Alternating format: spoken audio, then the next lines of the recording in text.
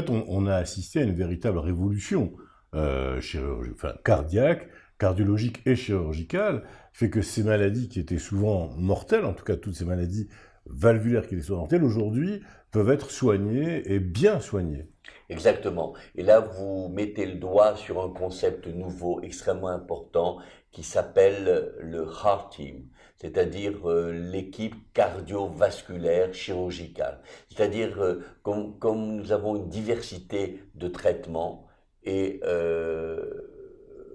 la décision finale du traitement est prise par plusieurs spécialistes, le cardiologue traitant, le cardiologue interventionnel qui est capable de poser une valve par voie percutanée et le chirurgien cardiaque. Nous n'avons pas cité tous les traitements médicaux qui existent des maladies valvulaires, surtout pour l'insuffisance mitrale. Pour le rétrécissement aortique, il n'y a pas de traitement. C'est un problème mécanique qui se traite que par chirurgie ou par voie percutanée. C'est un obstacle qu'il faut traiter. Pour la valve mitrale, le traitement médical avec les bêta-bloqueurs, les diurétiques peut aider. Donc la décision à nouveau va être prise par une confrontation entre trois spécialistes qui vont prendre la meilleure décision pour le patient, qui n'est pas immédiate en général. On démarre par un traitement médical. Si le patient ne s'améliore pas, on discute de la chirurgie cardiaque. Et si le patient n'est pas opérable, à ce moment-là, on va s'adresser aux techniques percutanées. Et est-ce qu'il y a un traitement après l'intervention chirurgicale? Tout à fait.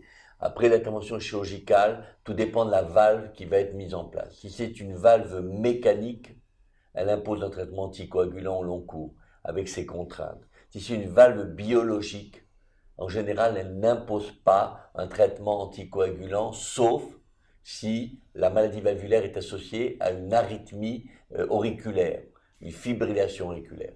Est-ce que vous pourriez simplement dire ce qu'est une arythmie et qu'est-ce qu'une arythmie ventriculaire?